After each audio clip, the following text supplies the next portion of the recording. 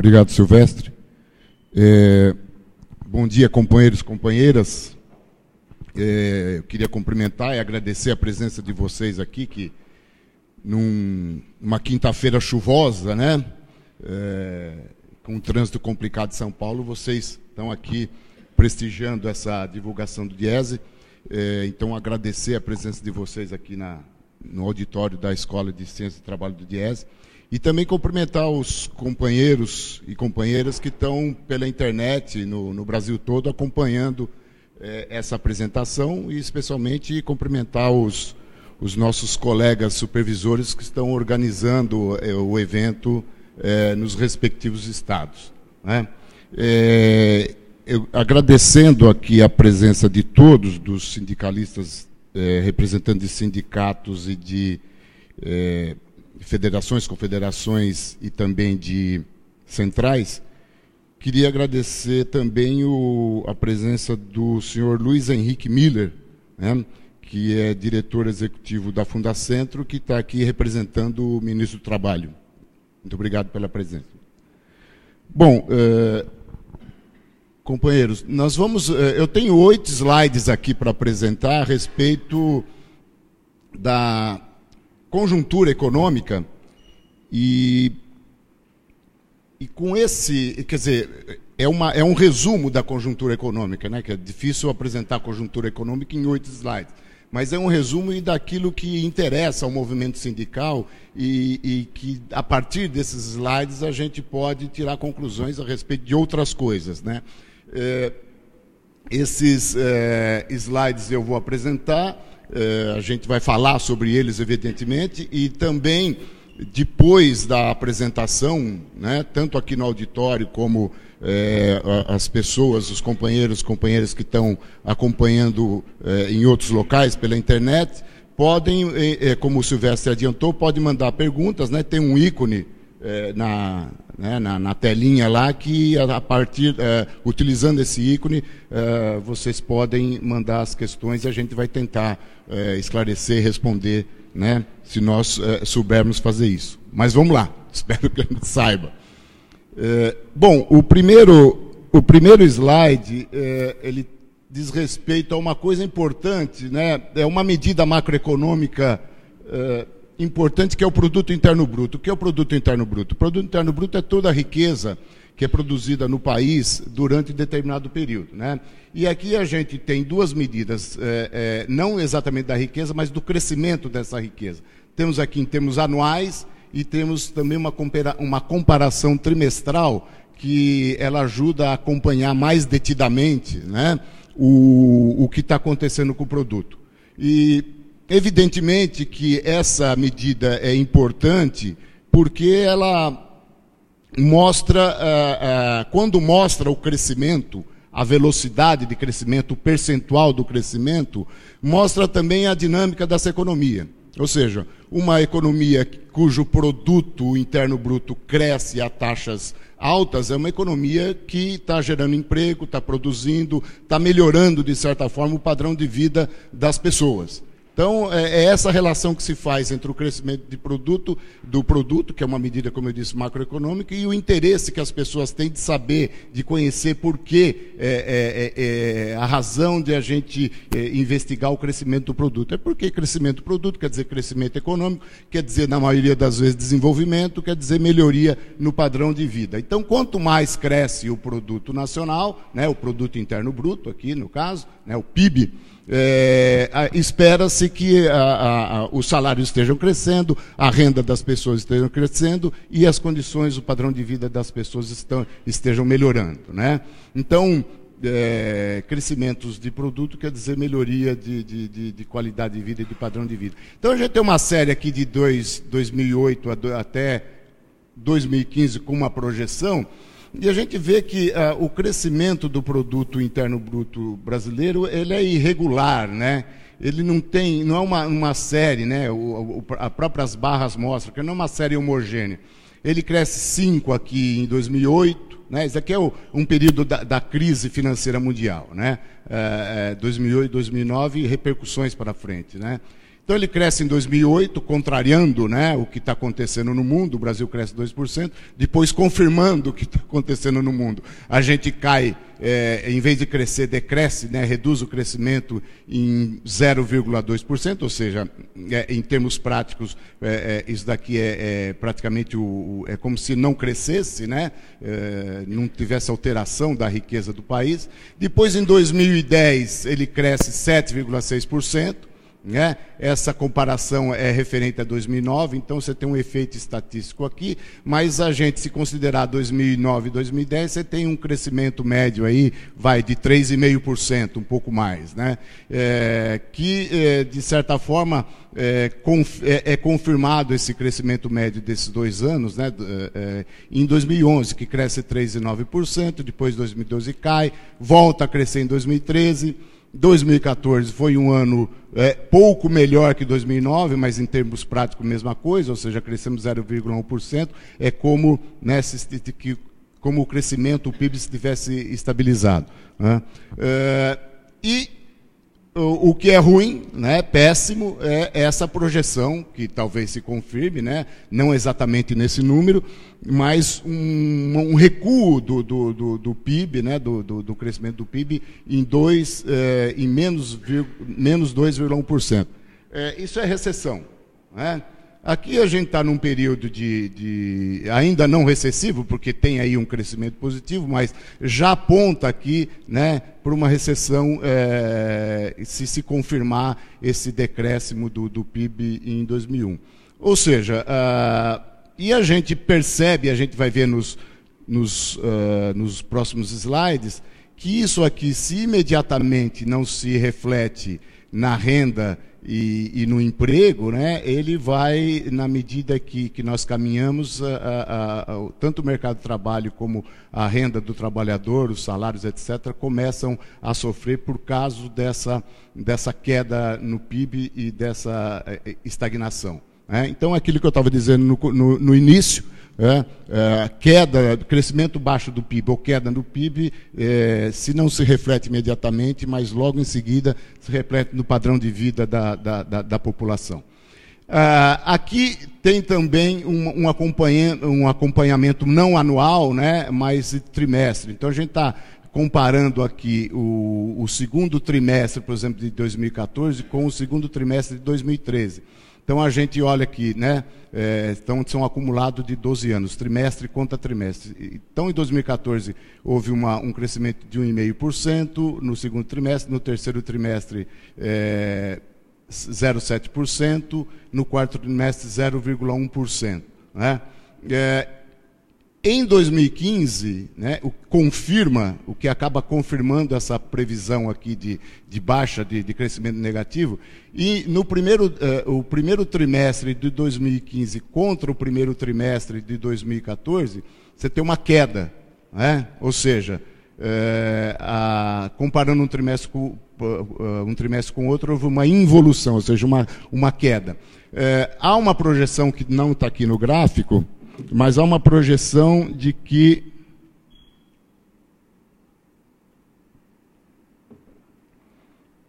no segundo trimestre de 2015, essa queda vai ser maior em relação ao segundo trimestre de 2014. A queda deve estar em torno, isso é projeção ainda, o IBGE deve soltar isso, o Banco Central, o IBGE deve publicar isso até o final de semana, mas deve ter uma queda mais acentuada no PIB aqui, em torno de 2% de queda no trimestre, né, em relação ao trimestre, o igual trimestre do ano anterior. Bom, esse quadro é desalentador, né, porque, como eu disse, vai mexer com as nossas vidas, né, a economia decrescendo. Vamos lá? Bom, enquanto isso, né, enquanto o PIB piora, a inflação melhora, mas melhora no sentido de crescer, né? Melhora no sentido de quando ela cresce, a coisa não é boa. Quando ela cresce, ela está piorando. Né? Okay. O índice de preço ao consumidor amplo, né, acumulado no ano, IPCA, dá como projeção para 2015 9,37%, e o INPC acumulado no ano tem como projeção para 2015 9,88%. Esse INPC é o que, né, é comumente utilizado nas negociações coletivas, né? Então, quem estiver lá por dezembro negociando database, vai negociar com uma inflação em torno disso, ou seja, vai ter que ter um reajuste necessário para recompor as perdas em torno de 9,88%, ou seja, quase 10%. Né? Então, se nós pegarmos aqui tanto o INPC quanto o IPCA, e considerarmos o que o governo estabeleceu lá como meta de inflação de 6,5%, né, e aí se refere ao IPCA, a gente percebe que 2010 até 2014 ficou... a meta foi cumprida, vamos dizer assim. A inflação ficou dentro da meta estabelecida pelo governo. Não o centro da meta, que o centro da meta é 4,5%, mas próximo do teto da meta, né? Em 2011, por exemplo, bateu no teto da meta exatamente, 6,5%. Mas, enfim, se nós considerarmos que a meta, o teto da meta está dentro da meta, a inflação estava relativamente sob controle, né, desses anos de 2010 a 2014, porque estava obedecendo o que estava planejado. Em 2015, ela já ultrapassa a meta, e não ultrapassa pouco, né? Ultrapassa aí 3 pontos percentuais aproximadamente em relação à meta, né? Então, isso é um fator preocupante, né? Qual é o fator preocupante aí? O que essas duas coisas juntas, elas são ruins? Porque além de o PIB estar caindo, né, o PIB, não é que ele está caindo e está indo para uma situação negativa, não de crescimento, né? Você pode considerar uma situação ruim, um decrescimento do PIB, mas que você ainda tenha um crescimento, mesmo que seja pequeno, mas que haja um crescimento, né? É uma situação ruim o decrescimento. Agora, quando esse decrescimento ele passa do zero para baixo, quer dizer, ele não está só decrescendo, ele está sendo negativo, quer dizer, o país está ficando mais pobre porque ele está produzindo menos riqueza, isso é muito mais preocupante, né? Então, junto com essa situação, né, recessiva de crescimento negativo do PIB, nós temos uma inflação aumentando. Como que isso rebate no trabalhador? Como que isso chega ao trabalhador? Primeiro, é que o decrescimento do PIB, a recessão, gera desemprego. O desemprego, né, então você já tem a massa salarial, ela já cai porque tem desemprego. Tem menos pessoas trabalhando e, portanto, menos salários sendo pagos, a massa salarial cai. Bom, junto com isso, quando há desemprego, o que vem atrás do desemprego é queda de salários. O desemprego nunca vem sozinho. O desemprego é uma coisa ruim que traz outra coisa ruim com ela, que é a queda do salário, né? Então você tem mais oferta de mão de obra no mercado, porque há desemprego e mais gente procurando emprego. Essa maior oferta de mão de obra joga os salários para baixo. Então, naturalmente, os salários nominais já recuam. O que é o salário nominal recua? Quem perde emprego e, por exemplo, ganha 1.000, né? Diante do mercado de trabalho enfraquecido, se ele arruma outro emprego na mesma profissão, na mesma atividade que ele tinha, ele não vai ganhar o mesmo salário, os mesmos 1.000. Ele geralmente vai se colocar com um salário menor. E a gente vai ver aqui, tem uma estatística comprovando isso. Então, suponha, ele ganhava 1.000, arruma outro emprego, depois de batalhar muito, né, porque o mercado está ruim, ele consegue um emprego, digamos, por 800. Então, ele já tem uma queda do salário nominal. Ele já ficou mais pobre aí. Junto com isso, ele tem uma outra questão para enfrentar, que é a inflação. Ele perdeu o salário, quer dizer, o salário de carteira dele, de contratação, já caiu, e tem a inflação corroendo o salário baixo que ele já tem. Então, ele perde dois lados. Ele perde o salário nominal, que é o salário de contratação, e depois perde o salário real. Quer dizer, o poder de compra daquele menor salário que ele está ganhando começa a ser corroído também para a inflação. Então, ele perde para os dois lados. Ou seja, a renda dele não é mais capaz de dar para ele o padrão de vida que ele tinha anteriormente. Ou seja, ele tem uma degradação no padrão de vida dele e da família, né? Então, baixo crescimento com alta de inflação é uma mistura perigosa para a sociedade e para os trabalhadores, porque perde renda, e perde renda real, e perde renda nominal também, né? Bom, esse quadro aqui, ele mostra as inflações acumuladas, tanto do INPC como do IPCA, até julho. Então, tem os anos 2013, 2014 e 2015 projetado aqui até julho, né? Bom, vocês olham que a inflação acumulada em 2013 pelo INPC era 3,17, em 2014 3,92, e é o salto que dá para 2015, 7,27.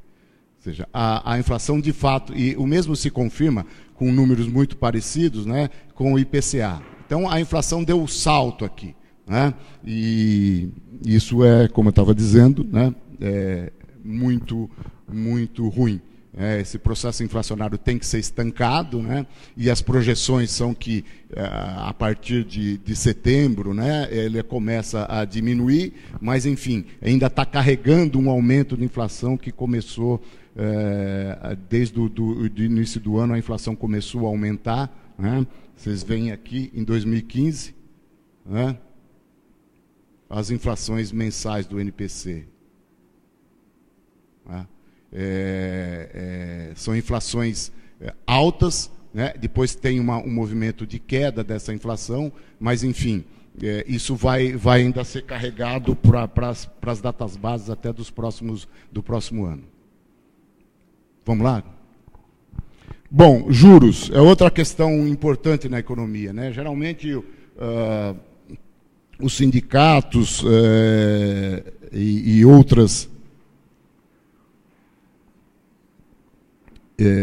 entidades que estão que trabalham, né, que representam os trabalhadores, às vezes não dão tanta importância à questão dos juros, né? Ou pelo menos não davam, né? Ultimamente, essa questão, como ela ficou muito evidente, né, veio muito à tona, o movimento sindical começou a olhar com mais cuidado essa questão da taxa de juros, né? Então, essa taxa de juros daqui são a taxa de juros básicas, né, que é fixada pelo Banco Central, né, e que remunera os títulos públicos, né? Bom, o que tem a ver a taxa de juros com a nossa vida, né? Com a vida do trabalhador e com a renda do trabalhador? A taxa de juros, ela vai determinar... bom, a taxa de juros é o custo do capital, né? É o custo do investimento. Se nós pensarmos, e é verdade, que nós estamos numa economia capitalista, e a economia capitalista ela cresce a partir do investimento, e fundamentalmente do investimento privado, né? A economia capitalista não cresce a partir do investimento público. O investimento público ajuda, mas o grosso do investimento é o investimento privado. E quem é responsável por esse investimento são os empresários, os capitalistas, né? E eles olham essas taxas de juros para realizar esse investimento. E lembre-se que investimento, né, quando o empresário capitalista vai fazer um investimento, ele evidentemente está pensando no lucro que ele vai obter com esse investimento, né? E o investimento não é só bom para ele. Se o investimento faz a economia crescer, é porque você vai gerar também postos de trabalho. Então, é importante para o trabalhador também. Então, numa economia de mercado como a nossa, investimento é fundamental para a economia crescer, para aquele PIB crescer e gerar mais empregos e mais renda, tá? Então, o investimento é uma variável muito importante para a economia, né? E ela tem e o investimento tem uma relação muito, muito forte com a taxa de juros. Por quê? Quando a taxa de juros sobe, o custo dos empréstimos, os custos do financiamento, o custo do capital fica mais alto, né? Então, se um empresário, né, quer abrir um empreendimento produtivo, quer produzir, quer abrir uma fábrica nova, ou eventualmente expandir a produção dele, e vai procurar dinheiro no banco, ele vai se deparar com uma taxa de juros alta. A conta que ele faz é o seguinte: o investimento que eu vou fazer em produção, né, vai compensar os juros que eu vou pagar para o banco? Os juros do capital que eu vou procurar no banco para fazer esse investimento? Se ele calcular que a taxa de retorno do projeto dele dá um retorno, né?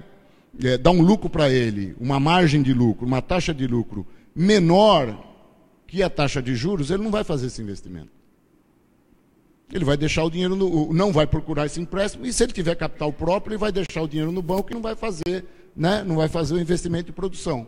Então, quanto mais alta a taxa de juros numa economia, menores são os investimentos em produção, menos essa economia cresce, menos emprego é gerado e menos renda é gerada nessa economia, menos salários são pagos.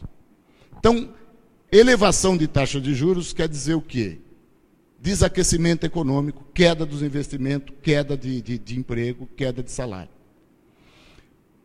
O Brasil tem uma das maiores taxas de juros do mundo, né? Quando a gente toma crédito no cartão de crédito, a gente paga algo como 370% ao ano.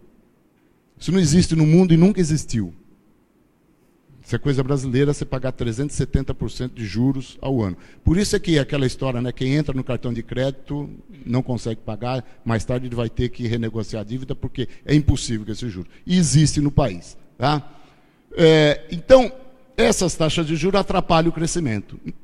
A gente percebe aqui que nós estamos aqui em 2008, com 11,25, né, de taxa básica, e chegamos a julho de 2015 com 14,25, ou seja, 3 pontos percentuais aqui acima do que era em janeiro de 2008. E passamos por esses caminhos. Aqui em março, né, cerca de março de 2013, considerando esse período todo, nós praticamos a taxa de juros mais baixa do período. As menores taxas de juros foram 7,25, o que dava uma taxa real de juros descontada da inflação aí de 2,5%, 2%. Que seriam as taxas de juros praticadas nos países desenvolvidos, nos países industrializados, a taxa de juros, vamos dizer assim, civilizadas, porque 14,25 não é uma taxa de juros considerada civilizada. Isso foi um esforço, né, até da presidenta da República, de trazer esse juro para baixo, de enfrentar o capital financeiro, enfrentar o setor bancário, né, porque houve condições para que se fizesse isso, condições de conjuntura internacional e nacional. Bom, para fazer isso, vocês se lembram que ela teve que alterar até os rendimentos da caderneta de poupança. Mexeu na caderneta de poupança, algo que era sagrado, né? Mas mexeu de uma forma que utilizou-se uma engenharia que foi aceita naquele momento para que pudesse ser reduzida essa taxa de juros, porque se no curto prazo ia, de certa forma, prejudicar aquele pessoal que tinha dinheiro em caderneta de poupança, que tinha os depósitos em caderneta de poupança, no médio e longo prazo, essas taxas de juros baixos iriam fazer o país crescer. Porque o preço do capital ia diminuir, aqueles que estavam interessados em fazer investimentos produtivos agora podiam tomar dinheiro no banco, porque a taxa de retorno do investimento dele ia ser maior que a taxa de juros, e o país crescia. Essa era a grande intenção, mas não se conseguiu, né? Não vamos entrar aqui em detalhes por que não conseguiu, né? Mas houve uma pressão muito grande para que as taxas de juros subissem novamente, né? Aqui diziam, né, que com essa taxa de juros muito alta, a demanda ia explodir, a economia ia se aquecer de uma forma muito violenta e que não tinha condições de se aquecer naquele instante, nesta velocidade que se pretendia, e a inflação ia voltar. Né? Bom, com isso, perdemos essa oportunidade. Houve pouco apoio na sociedade, na verdade, a essa medida. Né? Todo mundo ficou desconfiado, porque está acostumado com isso. Os rentistas não gostam disso, porque eles vivem de juros, eles gostam disso. Então, os formadores de opinião que estão a favor dos rentistas bombardeiam esse tipo de coisa, e fizemos novamente as taxas de juros subir para esse patamar de 14,25%, maior taxa de juros reais do mundo. Né? E a nossa economia está parada, está estagnada, até por causa disso também. As oportunidades dos investimentos com essa taxa de juros são muito pequenas, né? Então, a indústria, por exemplo, se ressente muito disso. Né? Vamos lá? Taxa de câmbio é outra variável, junto com a taxa de juros, importante para entender o que acontece na economia. Olha, taxa de câmbio nominal, né? Então taxa para compra, né, real em relação ao dólar americano, entre 2008 e 2015, aqui é uma projeção. E a gente tem essa taxa de câmbio. O dólar em 2008, né, média do ano, custava 1,83. Né? E hoje, média também de um período aqui, as médias mensais estão aqui, ó, para ser mais preciso, para esse ano. Janeiro de 2015, a média do mês foi 2,63, a média em julho de 3,22, e nesse período a média está em 3. Ou seja, houve uma desvalorização cambial aqui. Está aqui. A taxa média mensal de câmbio aumentou 26,5% de dezembro de 2014, ou seja, num semestre o câmbio se desvalorizou 26,5%.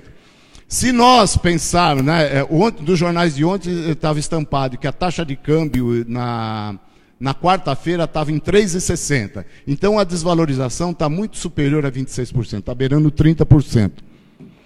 Essa desvalorização cambial, ela tem duas importâncias, vamos dizer assim. Com o real mais barato e o dólar mais caro, as nossas exportações são favorecidas, né?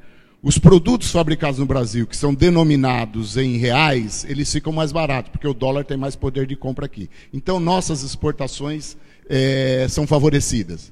Nós passamos muito tempo com o real sobrevalorizado, ou seja, o dólar muito barato. Esse período todo fez com que a nossa balança comercial fosse deficitária, ou seja, nós começamos a importar mais que exportar, então nossas contas externas ficaram negativas, né? E também prejudicou a indústria, porque na medida que o nosso dinheiro está valorizado, também as importações aumentam. Então, o consumo interno, que era de produtos nacionais, foi deslocado porque o preço dos produtos importados diminuíram por causa da taxa de câmbio, foram deslocados a favor dos produtos importados. Uma das razões que a indústria nacional, principalmente a indústria de transformação, está passando por problemas sérios, né? E isso já faz algum tempo, essa questão da desindustrialização que nós enfrentamos, né? Que é uma coisa muito séria para um país de 200 milhões de habitantes e que quer ser um país grande e, portanto, precisa ter indústria. Esse problema que a indústria está passando decorre muito daquelas taxas de juros muito altas, combinado com o câmbio valorizado. Isso mata, aniquila a indústria, porque nós perdemos a nossa competitividade. A indústria brasileira perde a competitividade em relação às indústrias de outros países que estão na mesma situação de crescimento e desenvolvimento que nós temos, né? Então, bom, a desvalorização do câmbio é boa, né? É boa no sentido de que é uma possibilidade, né, de a indústria voltar a crescer, ou seja, as pessoas pararem ou diminuir de consumir produtos importados que vão ficando mais caros, porque o dólar agora está mais valorizado, e dar preferência ao produto nacional. E também os nossos produtos fabricados aqui, por estarem mais baratos em dólar, ganhar competitividade no mercado externo. Então isso deve, não imediatamente, mas no médio prazo, pelo menos, e no longo, né, fazer com que a indústria se recupere, pelo menos nesse aspecto, né, vai precisar mais coisa, evidentemente, mas no aspecto de câmbio, né, se recupere e volte a crescer e volte a gerar mais empregos. Então, nesse aspecto, o governo está arrumando alguma coisa que estava errada lá há muito tempo já, que é a questão do câmbio.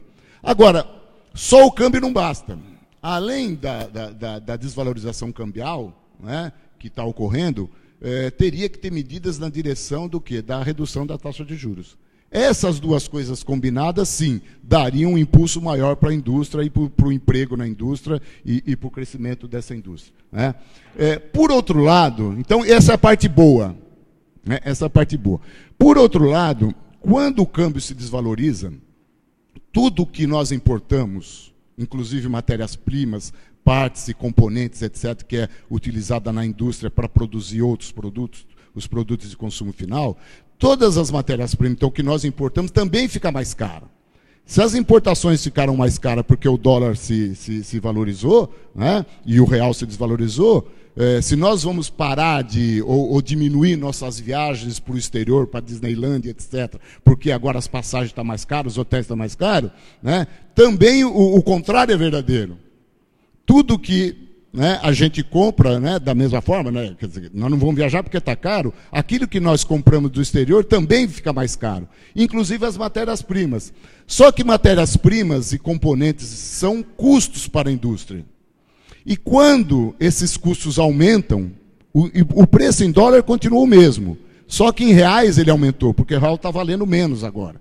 Então, em reais, esses custos aumentam. A indústria repassa esse custo para frente.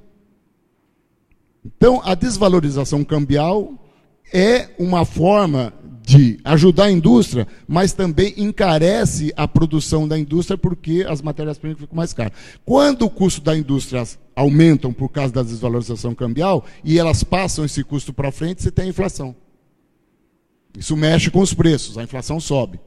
Então, causas da inflação hoje, nós podemos dizer que é a desvalorização cambial, é uma causa da inflação, é o repasse da desvalorização cambial para os preços. A questão da energia elétrica, que subiu quase 50% esse mês.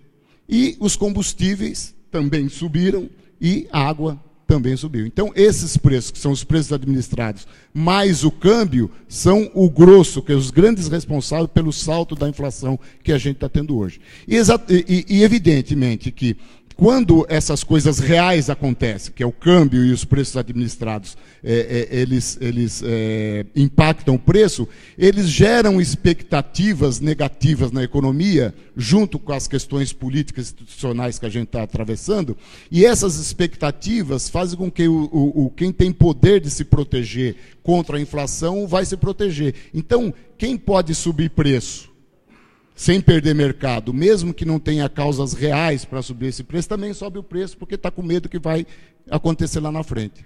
Então, nós temos o componente aí da expectativa sobre o futuro da economia, que as pessoas já sobem o preço por causa disso, a questão do câmbio e a questão dos preços administrados. Esses são os três principais componentes que estão fazendo a inflação dessa disparada que a gente está vendo. Então, o câmbio é uma coisa importante, né, porque também, assim como o juros, diz respeito ao nível de emprego e ao crescimento econômico do país. O único setor que, no trimestre passado, cresceu no Brasil foi o setor externo, o setor exportador, por causa do câmbio. Não tanto porque nós exportamos muito mais, mas porque nós diminuímos drasticamente as importações, porque os produtos importados ficaram mais caros. Vamos lá. Salário mínimo, essa é a nossa guerra antiga, né? Conquista do movimento sindical. Isso daqui não foi dado pelo governo, a política de evolução, de recuperação do salário mínimo. Então, nós temos aqui um salário mínimo que, comparando com março de 2008 até janeiro de 2015, um aumento de 128,84%. Né? Que é uma coisa... Oi? Aumento real de 28%. Obrigado, Carmine. Aumento real de 28%. Nós estamos de 100 e estamos em 128. Portanto, a diferença 28,84%. Bom, se seria 128%. É que eu estou pensando numa coisa melhor do que essa aqui. Mas, enfim, 28,84% de aumento real, bem acima da inflação que nós enfrentamos nesse período.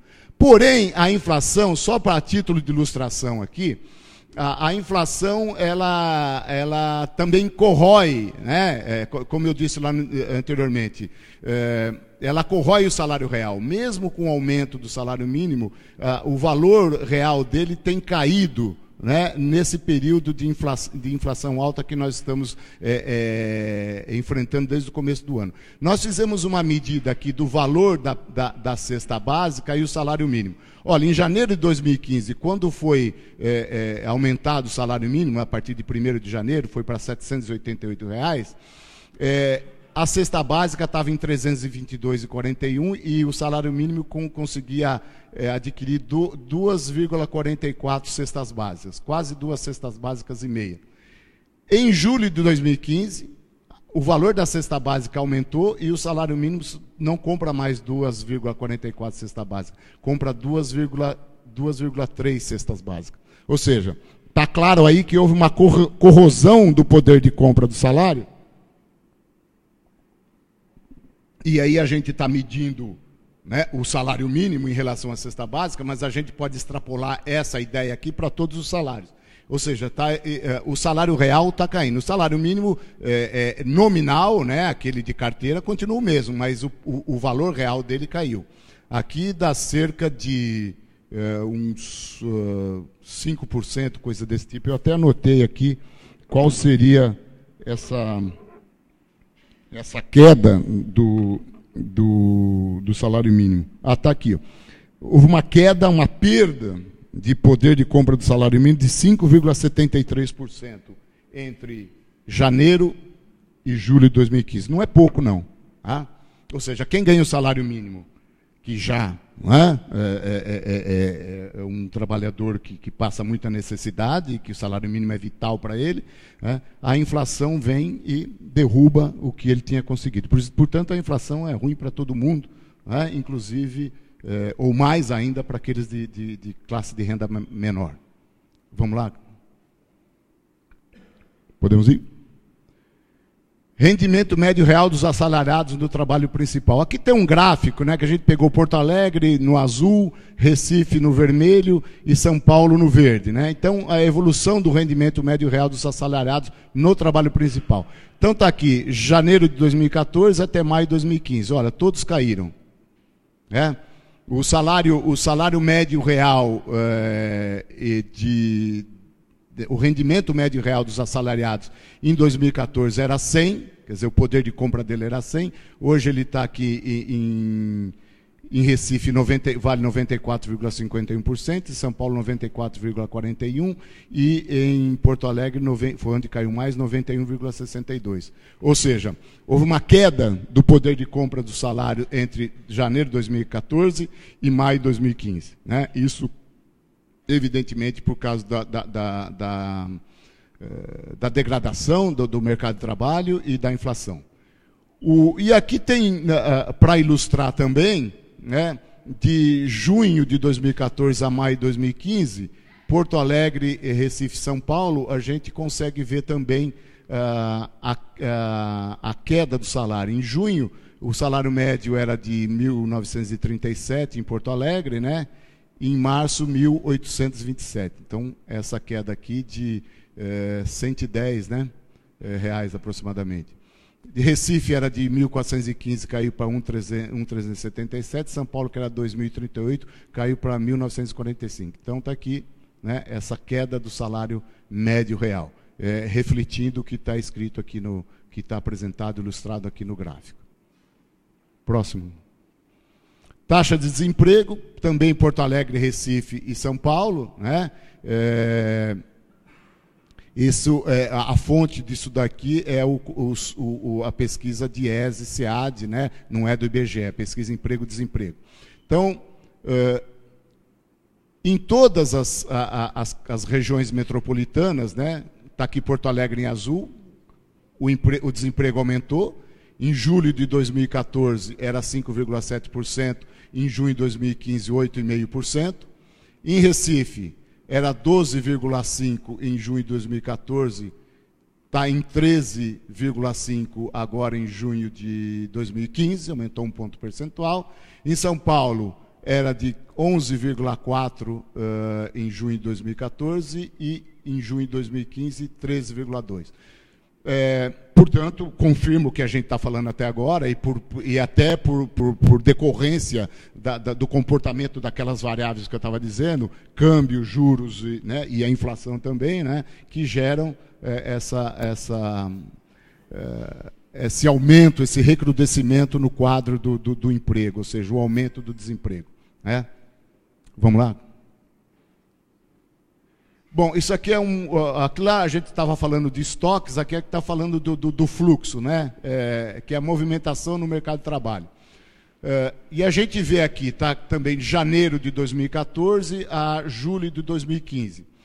a gente percebe que de janeiro de 2014 a pelo menos aqui setembro de 2014, havia uma criação líquida de empregos na economia, ou seja, o saldo era positivo entre admitidos e desligados, ou seja, tinha muito mais gente sendo admitidas do que desligadas. Né? Então, se a gente imaginar que os desligados são débitos e os admitidos são créditos, tem mais crédito do que débito até setembro de 2014.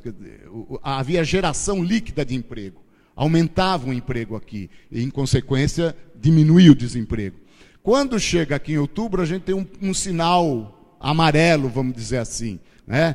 Aqui houve eliminação líquida, o saldo foi negativo. Ou seja, mais gente foi desligada do que admitida. Houve uma recuperação que compensou, né, no mês seguinte, em novembro.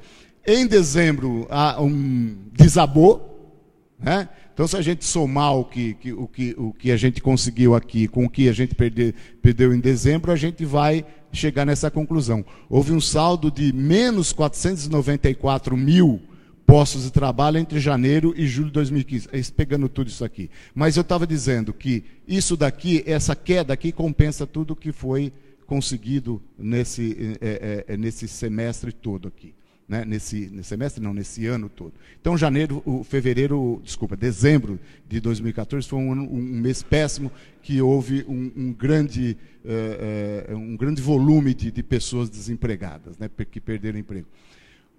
Se confirma em menor percentual ou em menor número em janeiro, depois há uma leve recuperação em fevereiro, também em março, depois torna a cair novamente. Cai em abril, cai em maio, cai em julho e cai em julho. Ou seja, junto com isso daqui, com uma recuperação, a gente poderia considerar desprezível aqui, nós temos um quadro de desemprego muito alto, que se confirma com o gráfico anterior, ou seja, o aumento do desemprego. Então, mês a mês, o saldo entre admitidos e desligados é negativo, ou seja, mais gente sai do mercado do que entra. Tá? Bom, com esse quadro de desemprego, a gente espera, e isso se confirma, né, com os salários. O que acontece aqui, também de janeiro de 2014 a julho de 2015, entre o salário dos admitidos e o salário dos desligados. Então, por exemplo, em janeiro, né, isso daqui é uma média. Em janeiro, os desligados, né, aquele que perdeu o emprego ganhava 1.217. Aquele que foi admitido, supostamente no lugar dele, ganha 1.170, ou seja, ganha 96% do que ele ganhava. E aí vai. Chega aqui em julho de 2015, olha a situação.